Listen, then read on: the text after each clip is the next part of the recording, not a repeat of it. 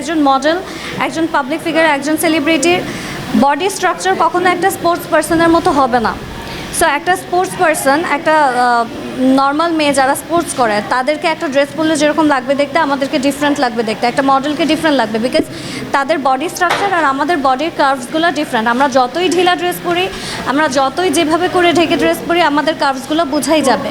So এটা আসলে বাংলাদেশি কিছু মানুষদেরকে বোঝানো কখনোই পসিবল না, কারণ তারা ওই জায়গাটাই আটকায় থাকবে। যতই আমরা চিল্লাই, যতই বলি, তারা বলবে যে ড্রেসের problem, hand problem. But problem তো তাদেরও, যারা ওগুলাকে এনহ্যান্স করেছে বা জুম করে করে ওগুলাকে খারাপভাবে প্রেজেন্ট করেছে। সেই প্রবলেমগুলো নিয়ে আপনারা যদি কথা বলতে পারেন, তখন এসে এই জিনিসটা লজিক্যাল হবে যে দুই সাইড থেকে আপনি কথাটা বলতে পারছেন।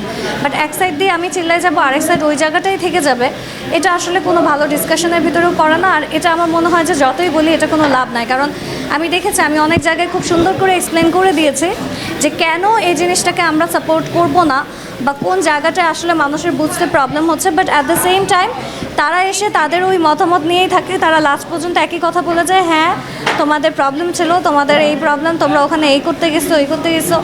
So it's useless talking about it. তাদের মেন্টালিটি যতদিন না ঠিক হবে, ততদিন আসলে আমরা বলতে পারে কিছুই ঠিক হবে না। দেখেন, যারা আমাদেরকে বাজেভাবে প্রেজেন্ট করেছে, আমরা যখন অ্যাকচুয়ালি আমরা ওখানে খেলতে গিয়েছি, সো আমাদেরকে বল নিয়ে দৌড়াতেই হবে, ব্যাট নিয়ে দৌড়াতেই হবে। একটা ছেলের দৌড়ানো আর একটা মেয়ের দৌড়ানোর ভেতর ডেফিনেটলি এটার কোনো একটা ডিফারেন্স হবে। আমাদেরকে আল্লাহ তাআলা বানিয়েছে এভাবে যে ছেলেরা ডিফারেন্ট, মেয়েরা ডিফারেন্ট। ছেলেদেরকে দৌড়ালে একরকম লাগবে, মেয়েদেরকে দৌড়ালে একরকম লাগবে। নর্মাল মেয়েরা যারা স্পোর্টস খেলে তাদেরকে দেখতে একরকম লাগবে, আমাদেরকে দেখলে যারা মডেল, আমরা ওখানে দেশ জুড়ে তোলপাড়। ওয়ালটন ফ্রিজ কিনে আপনিও হয়ে যেতে পারেন মিলেনিয়ার হিসেবে খেলতে গেছি, তাদেরকে দেখলেও আরেক রকম লাগবে। সো যারা বেসিক্যালি এই জিনিসটাকে খারাপভাবে প্রেজেন্ট করেছে, এটা তাদের নিয়ত খারাপ। তারা ভিউ বাণিজ্য করার জন্য বা ভিউজ আনার জন্য এই কাজটা করেছে। তাদের সাইডটা তারা দেখছে, বাট তাদের এই ভিউজের জন্য যে আমরা কতটুকু ক্ষতিগ্রস্ত হয়েছি, বা নেক্সট টাইম আমাদের আসলে সেলিব্রিটি ক্রিকেট লিগ এরকম কোনো আসলে গেম হবে কিনা, we even don't know that, যে এটা আসলে আমরা করতে পারবো কিনা। সো এটা আমাদের জন্য ক্ষতিগ্রস্ত হয়েছে। তো আমি তাদেরকে বলবো, যারা খারাপভাবে প্রেজেন্ট করেছেন, আপনারা হয়তো বুঝে করেননি, না বুঝে করেছেন, বা কোনো একটা সাইড দিয়ে অনেকে আছে যে বুঝেও করেছে, কারণ তারা খুব খারাপ খারাপ ক্যাপশন দিয়ে ওটা করছে। সো এই জিনিসগুলো আপনারা করেন না, কারণ আপনাদের একটুখানি মজার জন্য, একটুখানি ভিউজের জন্য আমাদেরকে অনেক বেশি হ্যারাসমেন্ট ফেস করতে হয়, যেটা হয়তো কোনো একদিন আপনাদের পরিচিত বা আপনাদের আপন কেউ হলে পরে আপনারা বুঝতে পারবেন যে খারাপ কতটা লাগে। আর যারা এটা নিয়ে বেসিক্যালি নোটিস করছে, যেটা করছে, তাদের মাথায় আসলে কী চলছে, I have no clue, absolutely no clue. অনেকে বলে যে মোস্ট অফ দ্য পিপল তারা বলছে যে তার হয়তো কোনো কেস ছিল না বা কিছু ছিল না, তার জন্য এটা করেছে, বা লাইমলাইটে আসার জন্য। বাট যে কারণেই হোক, উনি হয়তো মানে ম্যাসিভ একটা পপুলেশনের কথা শুনে তার মনে হয়েছে যে, বাট আসলে তার আরেকটু এই ব্যাপারগুলো নিয়ে ঘাটা উচিত ছিল, যে আসলে মানে তারা দোষী যারা এভাবে করে ওয়েস্টার্ন করে ওখানে জাস্ট প্র্যাকটিস করতে গিয়েছে নিজেদের মতো করে, নাকি তারা দোষী যারা ওই প্র্যাকটিসে ইনক্লুড করে তাদেরকে বাজে বাজেভাবে করে অ্যাঙ্গেলের ছবি নিয়ে তাদেরকে প্রেজেন্ট করেছে। সো তার কাছেও আমার রিকোয়েস্ট থাকবে যে আপনি এই জিনিসটা ভালো করে দেখেন, আরও বুঝেন, যারা যারা এই কাজগুলো করছেন আপনারা দেখেন, বুঝেন যে আসলে দোষটা কার, আমরা যারা খেলতে গিয়েছি নাকি যারা এটাকে খারাপভাবে প্রেজেন্ট করেছে তাদের।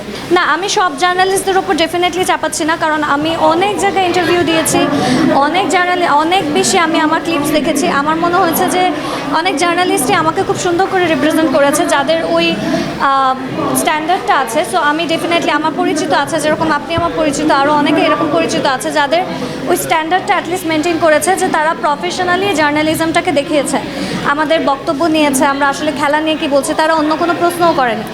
বাট জার্নালিস্টদেরকে ছাড়াও ওখানে আরও অনেক মানুষ ছিল যারা মোবাইল জার্নালিস্ট বলা হয় বা ইয়েলো জার্নালিস্ট, তারা আসলে জার্নালিস্টও না, তারা জাস্ট একটা পেজ খুলেছে বা নিজের পেজ থেকে বা নিজের প্রোফাইল থেকে তারা এই জিনিসগুলো দিয়েছে।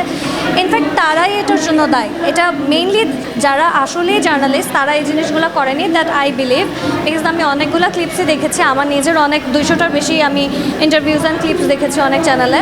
সো আই হ্যাভ সিন যে যারা প্রফেশনাল তারা এই জিনিসটা প্রফেশনালি রেখেছে, বাট যারা ওখানে আসলে ফাইজলামি করতে গিয়েছিল, মোবাইল নিয়ে দূর থেকে উল্টাপাল্টা ভিডিও করেছে, তাদেরগুলাই বেশি ভিউজ পেয়েছে, তারাই বেশি, ওই জায়গা থেকেই বেসিক্যালি আমরা প্রবলেমে পড়েছি। এটা সব জার্নালিস্টের এটা দোষ নাই।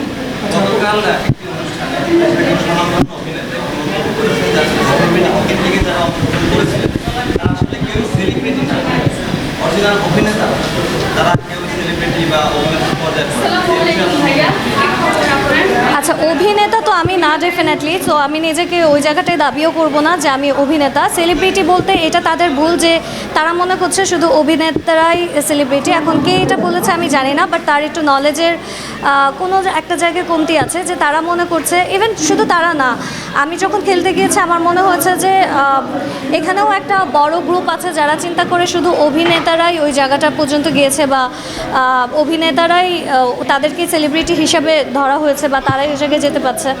অ্যাকচুয়ালি ব্যাপারটা এমন না। সেলিব্রিটি এখন ব্যাপারটা যেটা হয়েছে যে একজন সিঙ্গারও সেলিব্রিটি হচ্ছে, একজন আর্টিস্টও সেলিব্রিটি হচ্ছে, একজন অভিনেতাও সেলিব্রিটি হচ্ছে, একজন ইনফ্লুয়েন্সারও সেলিব্রিটি হচ্ছে। মানুষ যাদেরকে ফলো করছে, যাদেরকে মানছে, দেখছে, যাদের নিয়ে কথা বলছে, তারা সবাই সেলিব্রিটি হিসাবে গণনা করা হচ্ছে, যেটা ওয়ার্ল্ড ওয়াইড করা হচ্ছে। বাট বাংলাদেশের কিছু মানুষ এখনও এটা বোঝে না যে সেলিব্রিটি বলতে কী বোঝায়। তারা ধরে নিচ্ছে আমরা অভিনয় করি বলে শুধু আমরাই সেলিব্রিটি, সে অভিনয় করেনি বলে তারা সেলিব্রিটি না। সো এই জিনিসটা একটা বিশাল তর্কের ব্যাপার আছে। আই থিঙ্ক এটা নিয়ে আমাদের আরও বেশি জ্ঞান অর্জন করা উচিত। আই থিঙ্ক সবারই এই ব্যাপারটা আরও বেশি বোঝা উচিত যে সবাই অভিনেতা না। ওখানে যদি বলে থাকে যে সবাই ওখানে বড় বড় অভিনেতা না, ডেফিনেটলি ওখানে বড় বড় অভিনেতারা ছিলেন। আমাদের ওখানে রওশন ছিলেন, সিয়াম ছিলেন, ওনার থেকে বড় অভিনেতা তো আই থিঙ্ক শুধু সাকিব খানই আছেন। তারপরে ওখানে রাজ ছিলেন, তারপরে মেয়েদের থেকে মেহজাবিন ছিলেন। মেহজাবিনের উপরে টিভি নাটকের কে বড় অভিনেতা আছে আই হ্যাভ নো আইডিয়া।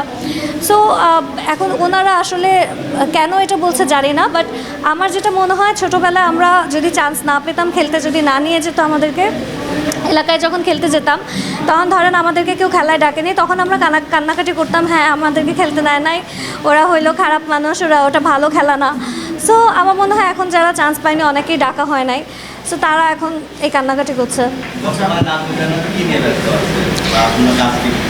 আমি এখন আমার ইনফ্লুয়েন্সিং ক্যারিয়ারটা নিয়ে অনেক ব্যস্ত। আমি আমার টিচিং প্রফেশন নিয়ে ব্যস্ত আছি, সোশ্যাল ইনফ্লুয়েন্সার, আমার হোস্টিংয়ের কিছু শোজ আসছে সেগুলো নিয়ে বিজি আছি, আর কিছু অন্য ধরনের প্ল্যানস চলছে। সো সেগুলো আসলে পরে আপনারা দেখতে পারবেন। অ্যান্ড মোটামুটি খুব ব্যস্ততার ভিতর দিয়ে যাচ্ছে, যেহেতু ঈদের সিজন। সো আমার অনেকগুলো শ্যুটস আছে, কিছু আমার অফিসেস আসছে, সো ওগুলো আসলে পরে দেখতে পারবেন। জি, কোরবানি ঈদের প্রিপারেশন তো সবসময় এগুলাই হয় যে গরু কিনতে যাবে। আমি আসলে গরু কিনতে যাই না, কারণ আমার অনেক ভয় লাগে। আমি একবার গরুর লাথি খেয়েছিলাম, সো তারপর থেকে আমার গরু অনেক ভয় লাগে। তো ছোটোবেলায় গিয়েছিলাম, যাওয়া হতো পাপা ভাইয়ের সাথে। এখন আমার অতটা বেশি যাওয়া হয় না গরু কিনতে, বাট গরু যখন আসে এক্সাইটমেন্ট। বাট আমার না, মানে অনেস্টলি বলতে গেলে I do respect the religious perspective of this Eid, যে গরু কিনে কুরবানি দেওয়াটা অনেক বড় একটা ব্যাপার। কিন্তু অ্যাট দ্য সেম টাইম আমার কাছে খুবই কষ্ট লাগে, খারাপ লাগে। এটা একটা মন খারাপ হওয়ারও দিন লাগে। স্পেশালি আমি অ্যানিমাল লাভার, সো আমি যখন দেখি গরুদেরকে, যদিও আমরা গরু খাই সবাই, তারপরেও দেখতে খারাপ লাগে। এটা আমাদের একটা হিপোক্রেসি। তো এটা আসলে আমার বলা ঠিক না। যেদিন আমি গরু খাওয়া বাদ দিতে পারবো সেদিন হয়তো আমাকে এটা বললে মানাবে যে গরু কাটা দেখলে আমার খারাপ লাগছে।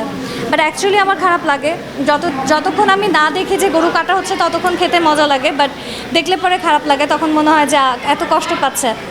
আর আনাদার থিং যেটা বেশি খারাপ লাগে সেটা হলো যে মানুষের কষ্টটা অনেক কষ্ট লাগে, যে এত বছর ধরে গরুটাকে পেলে বড় করলো, নিজের বাচ্চার মতো দেখলো, তারপরে আবার কিছু টাকার জন্য তাকে বেচে দিতে হচ্ছে, তখন যে তারা কান্না করে বাচ্চাকে দিয়ে দিচ্ছে, তাদের যে কষ্টটা, এই কষ্টটা দেখে আসলে আমার অনেক খারাপ লাগে। আমি অনেক সময় এইসব নিউজ দেখলে কান্নাও করে দেই। তো ওই জায়গাটা মানে ইটস আ মিক্সড ফিলিং, যে কোরবানির ব্যাপারটা আমার কাছে ভালোও লাগে আবার খারাপও লাগে। ভাইয়া, গরু পিছে আমার তেমন কোনো বাজেট না। আমি কিছুটা কন্ট্রিবিউট করি আমার ফ্যামিলিকে, বাট আমার পাপাই সবসময় গরু কুরবানির জন্য গরু কিনেন। সো আমার পার্সোনাল কোনো ওভাবে করে বাজেট আমি রাখিনি। অভিনয় আসার ইচ্ছা থাকলে তো এতদিন আপনারা দেখতেই পারতেন ভাইয়া। আমার ডেফিনেটলি আমার মানে অলমোস্ট এভরিডে আমার অভিনয়ের অফার আসছে, নাটকের অফার আসছে, ওয়েব ফিল্মের অফার আসছে, মুভির অফারও আসছে। বাট কোনো একটা কারণে আমার মনে হচ্ছে যে অভিনয়টা আমার জন্য না, বা এই সাইডটা হয়তো আমি এখনও প্রিপেয়ার্ড না, বা ওভাবে করে আমার ইন্টারেস্ট কয়েকবার করতে গিয়ে পরে আমার আর কি ইন্টারেস্টটা আসেনি। তো আর ওটা অনেক সময়েরও ব্যাপার, ফ্যামিলির একটা সাপোর্টেরও ব্যাপার আছে। তো সব মিলায় আমার আশা হচ্ছে না, যদি কখনো আমার মাইন্ড চেঞ্জ হয় আপনারা অবশ্যই দেখতে পারবেন।